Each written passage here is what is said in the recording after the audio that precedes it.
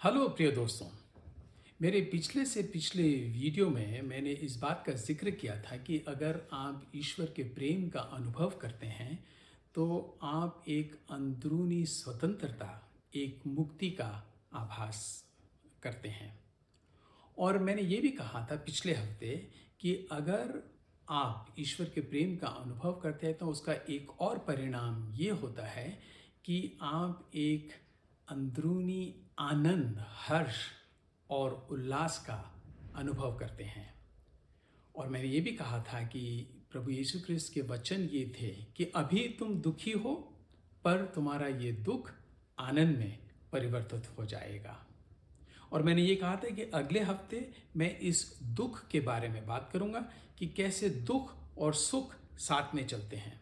परंतु सबसे पहले, क्या ये दो शब्द अंदरूनी आनंद, सुख और दुख, क्या दो अंतर विरोधी शब्द नहीं है? क्या इनमें विरोधाभास नहीं है?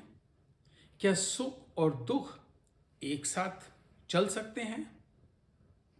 तो सबसे पहले मैं आपको ये बताना चाहूँगा कि हमें इस बात को स्वीकार करना चाहिए, इस वास्तविकता को स्वीकार करना चाहिए कि जब तक हम जीवित हैं हमारे जीवन में दुख और संकट आते रहते हैं। दुख और संकट हमारे जीवन का अंश है।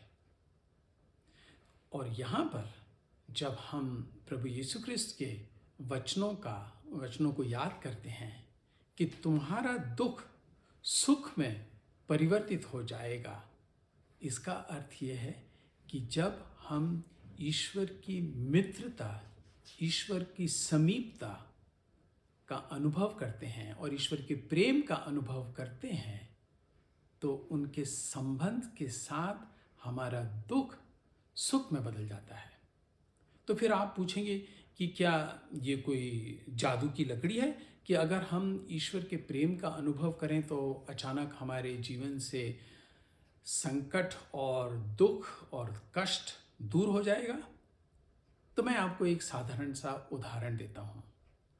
आपने देखा होगा या सुना होगा कि किस प्रकार कोई बच्चा जो जोर शोर से रो रहा है, बहुत जोर से रो रहा है, और अचानक जब वो उसकी माँ की गोद में जाता है, जैसे ही उसकी माँ का संपर्क उसके साथ होता है और वो अपनी माँ का स्पर्श करता है और उनकी शरीर की गंध उसके नाक में पहुँचती है, तो वो अचानक शांत हो जाता है।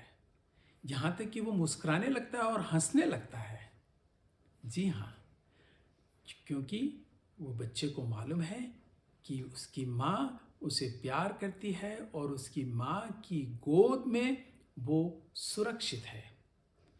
जी हाँ, इसी प्रकार अगर हम ईश्वर के प्रेम का अनुभव करेंगे और ईश्वर के साथ हम अपने आप को सुरक्षित पाएंगे तो हमारा दुख अपने आप सुख और आनंद में बदल जाएगा।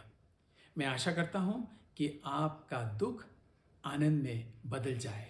और अगर आपने अभी तक इस चैनल को सब्सक्राइब नहीं किया है तो अभी मौका है कि आप इसे सब्सक्राइब करें। धन्यवाद। Das ist fast 4 Minuten.